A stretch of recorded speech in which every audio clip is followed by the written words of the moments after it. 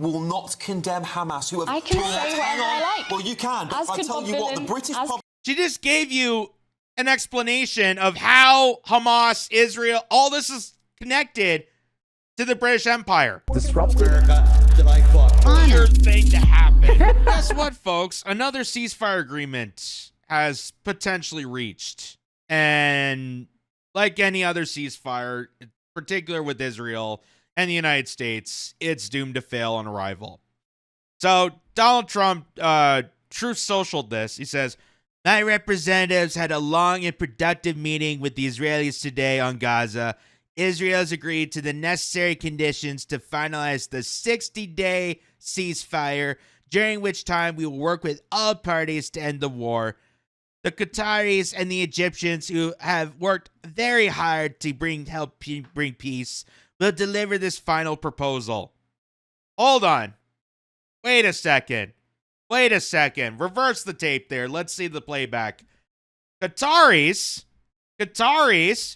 I thought we can't do anything with them because they fund people like Tucker Carlson.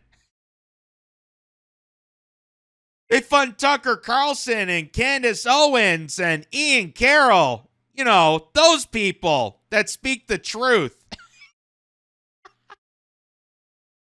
I thought Qataris were bad people. They're paying these influencers to be anti-Israel and criticize Zionism. Ugh, they're so ugh. But they've been working with Donald Trump to restore peace. Wow. Not to mention that the biggest U.S. base in the Middle East is in Qatar. Or you say Qatar. As in, welcome back, Qatar. So anyway, we'll deliver this final proposal. I hope for the good of the Middle East that Hamas takes this deal because it will not get better. Trust me, it won't. It will only get worse. Thank you for the attention to this matter. Classic Trump fashion to end it like a PSA. Thank you for your attention to this matter. Now go back to eating your steaks I sold at Sharper Image.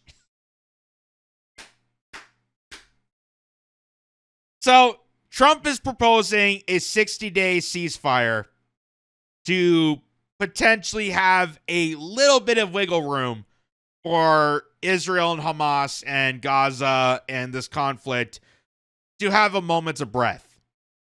And people have been eating this up. People are, already cheerleading just like they cheerleaded for, Trump stopping the war with Iran and, bombing the nuclear sites and how it's an extraordinary win for America. And I told people, and I've went in extensive detail saying that it's not over. It's not over until we officially stop funding the terror and the horrific people that are pushing this war, meaning Netanyahu. Because Netanyahu is so desperate to push this war. Because without this war, he knows that he's going to be prosecuted. He knows that there is a judicial court against him, not only in Israel, but also in the rest of the world. So they have to keep this war going, meaning that the ceasefire agreements that Donald Trump's keep proposing and waving in front of people's noses is complete bullcrap. I don't believe this for a second. But here's also another reason why they're announcing this 60-day ceasefire. Why only 60 days? Why can't it be a complete ceasefire? Why can't we just end it for good? Why is it only 60 days? Well, as pointed out by Megatron here, says breaking, Israel is short on ammo. Oh, really? Israel is suffering from a shortage of ammunition needed to repel an expected major attack from Iran and Hezbollah, according to Politico. It appears that Hezbollah has been firing cheap rockets for months and has depleted Israel's stockpile of Iron Dome ammunition. And here, this is from the AP, that states U.S. won't send some weapons pledged to Ukraine following a Pentagon review of military aid.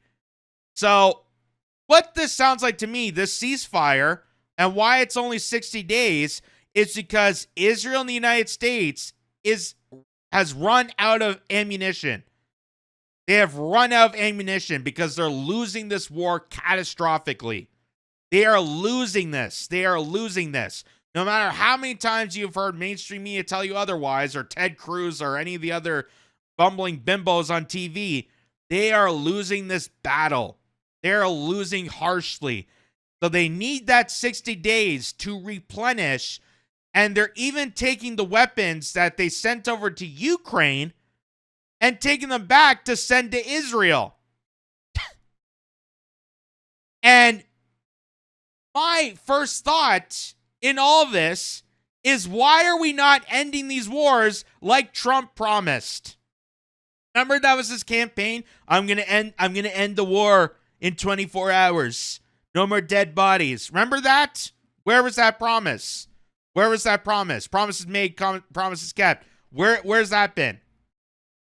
Because it looks like to me that the United States and Israel and Ukraine are still involved in these wars.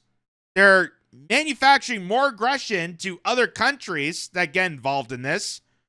And it's turning to be an absolute catastrophic, damaging crisis. They're running out of ammunition. That's why they're doing this ceasefire agreement. Not because Israel cares, not because, we want to help the Palestinians, get back to... No, God, no. We know that Israel never follows through on a ceasefire agreement. That's why I knew this statement was complete crap. That's how I knew this statement was complete crap. And then, realizing that it's only 60 days, there had to be something to it. So, obviously, that's enough time to try to manufacture as much weapons of mass destruction to send to our greatest ally to continue on the war. For Benjamin Netanyahu's sake. For the greater Israeli project. So that a bunch of bloodthirsty Zionists can feel like strong people again. Even though they are just dead, weak inside. Dead individuals. Soulless individuals, pretty much. And speaking of soulless individuals, the mainstream media can't even hold their narrative in control. So not only is physically the war not working well, that they're running out of ammunition, that Israel's falling apart, there's more and more people leaving Israel than are helping fight. And there's a huge exodus. There's a brain drain. There's, the economy is crashing in Israel. So it's not looking good for the country as a whole, but also around the world. The narrative, the Zionist narrative, is falling apart because big top names, even Piers Morgan, and Piers Morgan will fall into any establishment trap ever. The man's pretty much a whore for broadcasting. Piers Morgan will fall into any mainstream trap. And even he has come forward to expose the Zionist narrative, that this agenda that they're pushing is complete crap. The cult-like mentality of destroying an entire population as a means of defense is complete crap. And watch, this is from a British network. This is from place GBN. I don't know what it stands for, but it's Britain. And they're having discussion with a Palestine supporter. And this is coming on The Verge, as you can see in the chyron there. Corporation says sentiments by Bob Villan were utterly unacceptable. So Bob Villan is a performer who got caught up in the news because he chanted "Death to the IDF" in one of his songs. And people went outraged. People got crazy. They said that was offensive. How dare you call acts of violence towards certain individuals? And my take of it is that it's an organization. It's not a certain individual. You're not calling death to an individual. You're calling death to an organization, which fits exactly into the First Amendment, which fits exactly into in allowing freedom of speech. They're allowed to do that. But here, This is the British network losing control of the narrative when a Palestine supporter openly and accurately defends Bob Villain and people exercising their free speech, criticizing Israel, and watch how they react when she schools them on this. Watch. Where was the condemnation for Hamas? Are you saying that what happened on October the 7th was not acceptable? When you do this, no, I'm asking another people in the media do this. Again, it is to justify. Nothing justifies genocide against the Palestinian people. I'm here to tell you exactly what I think. But could you just answer I'm not going to stand here and condemn Hamas. I'm not going to do that. So you're not going to stand here and condemn the idea.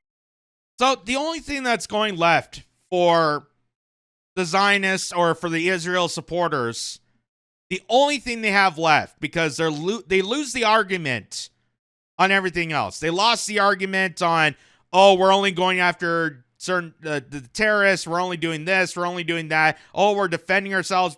They've lost every argument to this. So the only thing they have left is to clutch on to the one thing that matters to them. Do you condemn Hamas? That's the only thing they have left. Do you condemn Hamas? Do you condemn Hamas? I understand. Do you condemn Hamas, though? Do you condemn Hamas, though? Not only do I condemn Hamas, but I condemn the foundation of Hamas, which is Israel. Because Benjamin Netanyahu gave suitcases of cash to this terrorist group manufactured by the IDF. Just like I condemn the people that made Al-Qaeda and ISIS, which, surprise, surprise, is the United States.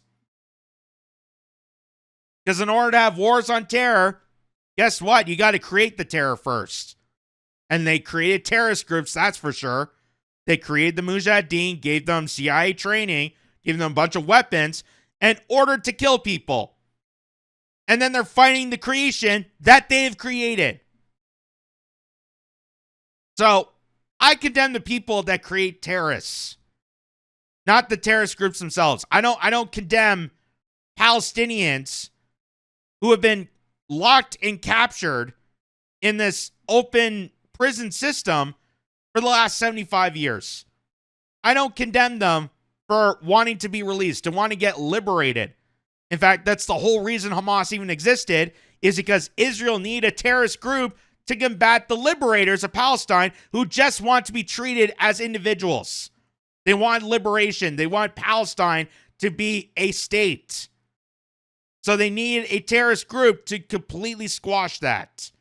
And now guess what? They're fighting the creation that they have created. But that's all these people have. Do you condemn Hamas? The occupation and the role of Western imperialism in that entire region. Fiona, hang on 1 second, just 1 moment. I am here to condemn Keir Starmer and David Lammy and the British government and British imperialism's role in this occupation and in this genocide. Fiona. You cannot sit there and seriously say you will not condemn Hamas, who have... I can say whatever I like. Well, you can, but I tell you what, the British... She just gave you an explanation of how Hamas, Israel, all this is connected to the British Empire. Just like if we looked at Afghanistan, Iraq, and those invasions for the last 20 years, you look at the connection, it goes right back to the United States and the British Empire. Two of the biggest countries that said we need to go to war. Isn't that ironic? Isn't that ironic? Isn't that kind of interesting? Shouldn't you, a journalist sitting at your desk, be fascinated by that and do some research? No. How dare you sit there and not condemn Hamas? How dare you?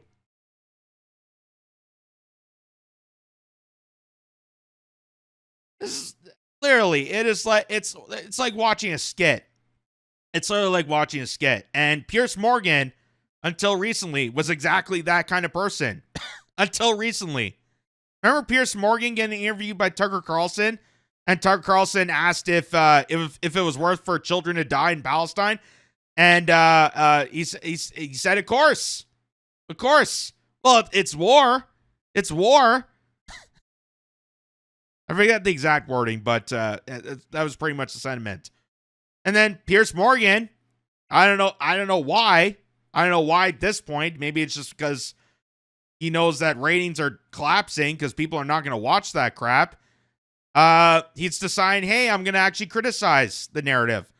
I'm actually going to stick my neck out for once. I'm actually going to take journalism a bit more seriously. Instead of, this schmuck. Do you condemn Hamas?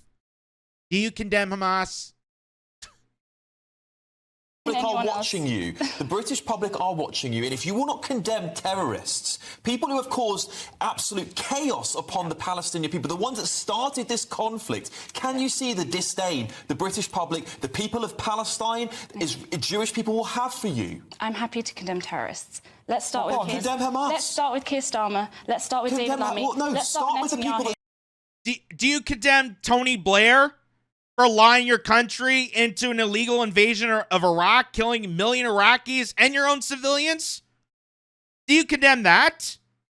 That's what I'd be saying. That's if I was in that chair, if I was sitting next to this prick. Do you condemn that? Do you condemn Hillary Clinton admitting to Congress in 2010 that, yeah, the Mujahideen, Al-Qaeda, ISIS, that's our creation. We created that so we can go at the Soviets. And then guess what? We're fighting our own creation. Ha! Funny how that goes. You know how like Osama bin Laden was a CIA asset until, he decided to have a spine.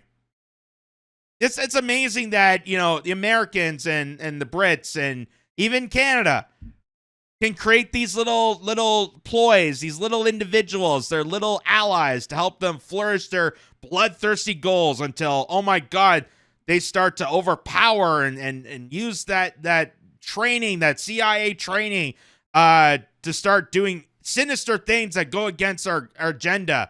Oh, that's when we have to attack. Like, come on. But all they have, do you condemn Hamas? Where do you think Hamas came from? Wouldn't you as a journalist, wouldn't you be curious about that? Wouldn't you be following the money? Wouldn't you be following that? That's the ultimate way to actually stop terrorism, is stop funding it. Stop the money pouring into this terrorist group and then funding the opposite side of it. Funding both sides of the war is causing this dilemma. Started this war? And let's talk about the IDF. Let's talk about Who started the war on October the 7th? I'll tell you, it began in 1948 with the forced expulsion No, it did of not. hundreds Some of thousands people would of actually go Palestinians. further back than that. We can get into a historical discussion. You are It's not correct. worthwhile. You are so correct. In fact, the British were entirely involved in setting up the Zionist state. They were entirely involved in that. So British imperialism historically is responsible for those crimes, and today it is still responsible for those crimes. And what makes you so angry, actually, is the fact that more people support people like Bob Villan. More people in Britain actually want to see an end to the occupation. They don't support Britain sending arms to Israel. Want, and that's what enrages you. And they don't support if you Bob Villan spouting out vile anti-Semitic. Oh, wow. That's a mic drop there. Good on her. What her name is, I think, is Fiona. I think that's her name. Good on her to bring that up. I just like his response, though. Whoa. Hold on.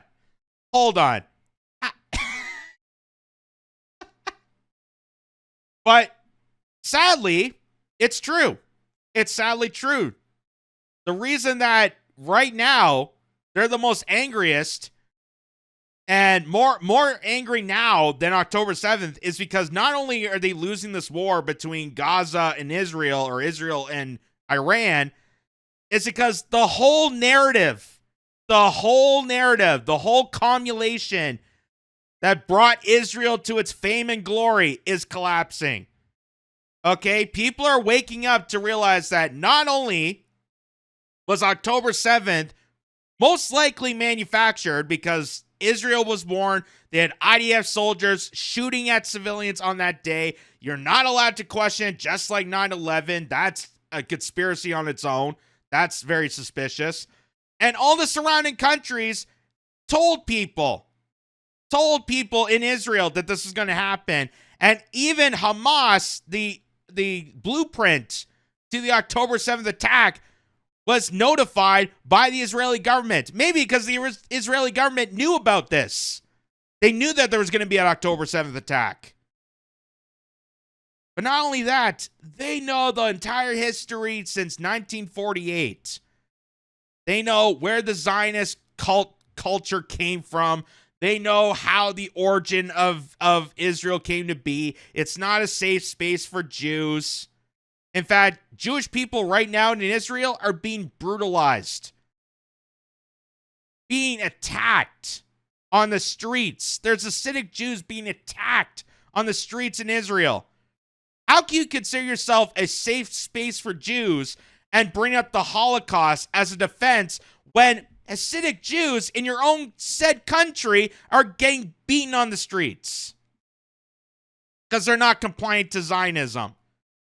But Zionism is not Judaism. Zionism is a death cult. It is a death cult. These are individuals that are completely brainwashed, bloodthirsty monsters that amazingly use the same rhetoric, the same verbiage that 1940s Germany Nazi soldiers told Jewish people in concentration camps, and what KKK members tell black people. So this is a culmination of all the sinister evil powers in the world formulating this Zionist agenda, and the creation of Israel is based off all of it. And to even paraphrase RFK Jr., it's like an aircraft carrier. That's what it is. That's why strategically it's right where it is. And they need Israel to exist to be a military base, an occupation, so they can monitor and control all the neighboring Middle Eastern countries. You know, all the countries that we destroyed and threw over their democracy and made it even worse. We didn't liberate Libya. We turned it into a sex slave cult. We turned it into a prison. We didn't liberate Iraq. We made it into a terrorist sleeper cell. We didn't do any good for any of these nations. So good on her to bring that up. I don't want you to sit here and call the British public racist and anti-Semitic, because they do not support Bob. You just said the vast majority of people support what Bob Villan said. You just said that. And they don't. They do not overwhelmingly. I think you're upset about yes, I'm upset that there's a man who's been given a platform to spout anti-Semitism. But you're not upset about 100,000 Palestinians. Who said that? You're not upset about the fact that the IDF killed children. I don't want children to die. Don't shout at me, please. No, I think he's more upset that if he actually did say something, his contract would be up. That's what's making this guy cry. That's what's making this guy shed a tear. And that's what a lot of people are afraid to do. Because, you know, all the Arabs that run Hollywood, that's why Michael Rappaport can't find a job. Not because just how heinous and disgusting and just an absolute terror that man is. There's stories out there on Michael Rappaport, and I didn't even realize he does stand-up. But supposedly there's stories out there where he's performing at clubs and bars, and yeah, let's just say he's a dick. I'll just say it that. There's some very controversial, creepy stories about that guy.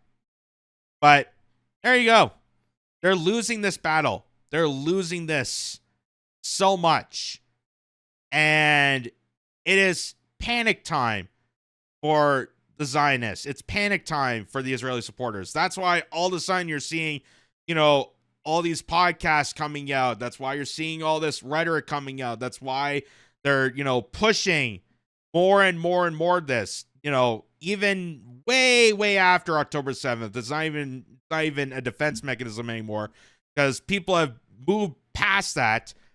It's to keep this narrative alive.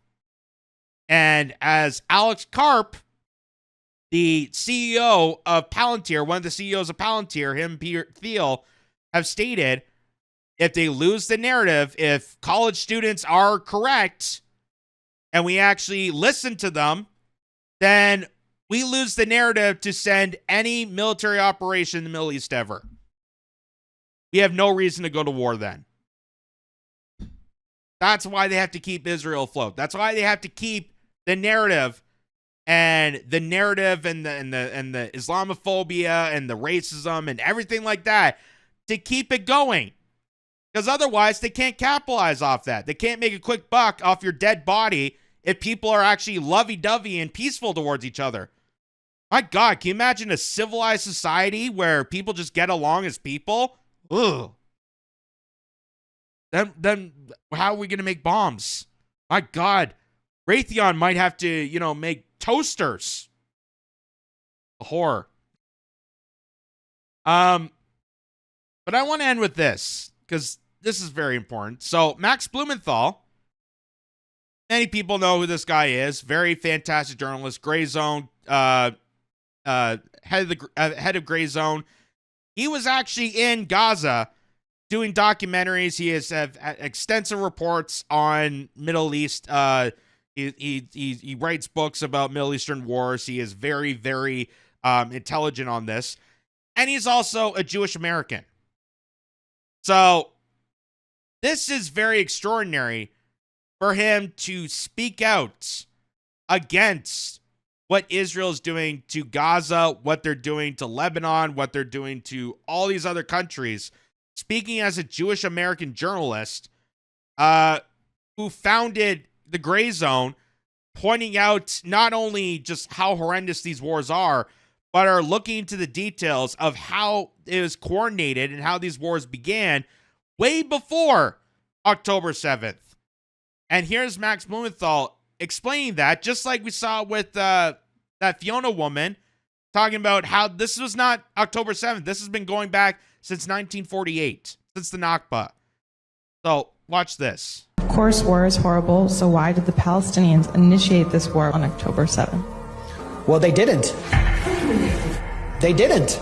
This war has been going on for 75 years. Israel initiated it in 1948 by ethnically cleansing 750,000 people. This is what you need to understand. The people in Gaza, over 80% of them are refugees from a place called Majdal Asqalan in what is now southern Israel, in a city called Ashkelon. And they were dragged from their homes and driven from their homes, placed in prison camps, barbed wire prison camps, and then dumped in trucks in 1950 into the Gaza Strip, where they would be permanently warehoused. And then Israel proceeded to move Jewish refugees and Russians into Ashkelon to prevent them from ever coming back. So this didn't come out of a vacuum. You're not going to be able to hold people under siege, cut them off from the world, and then expect them to just play along. So there you go. This has started since 1948. This is not just October 7th. This has been going on for decades. The same with all the Middle Eastern wars. It had really nothing to do with 9/11, as it was just an excuse. 9/11 was an excuse to go after these Middle Eastern territories. They already had the Patriot Act written up way before an act of terrorism occurred in America. But they needed some sort of scenario to play out so that people were in panic, people were paranoid enough to bend the knee to neocon monsters that have already amped up war efforts. Just like what's happening in Israel. Now you can see why we're such great allies with them. Because we think alike. Bloodthirsty monsters always coordinate together. Isn't that great? And people are awakened to this. They're reading the history. There's many publications out. We mentioned about the Hannibal Directive, which is a military operation that the IDF has used against Palestinians. We know about mowing the lawn. That's another military operation. So people are well aware of this. People are well aware of this. And they're losing this narrative. They're losing it quickly. That's why they have to try and go after musicians. That's why they're pushing for more censorship. That's why they want to delete TikTok for people. Not because of your safety, not because of concerns, but because, oh my God, people might be informed about the war. And why there's so much harshness, why they locked up people for writing op-eds, is all because the narrative is crumbling. People are awakened to this. People are sick and tired of this. And for someone like me, who has seen the last 20 years of warfare and seen what an utter disaster it is, is going to call out this BS. Because it's the exact same playbook over and over and over again, and people are starting to realize that. People are starting to catch on to that. And more people are going to die and sacrifice themselves for the billionaire class that have never fought in a war. And they want to tell you it's self-defense, that you're defending the country, you're defending America by pledging allegiance to a foreign country. No. They're losing this battle. They're losing this fight. Donald Trump is only announcing a ceasefire because they are running out of ammunition. And the mainstream narrative is the mainstream puppets are scrambling around because they're losing control of the narrative. So this is a losing battle. It's a losing battle. And they're doing everything in their power and control to keep this narrative afloat, because otherwise, my God, if peace broke out, if we actually became civil, oh my God, that is just going to be the end for people like Alex Karp. You imagine them trying to work a retail job? My God. Think of Raytheon employees that going to have to work at McDonald's. Oh, I only know how to make bombs. I only know how to make and kill people. Oh, the horror. The horror.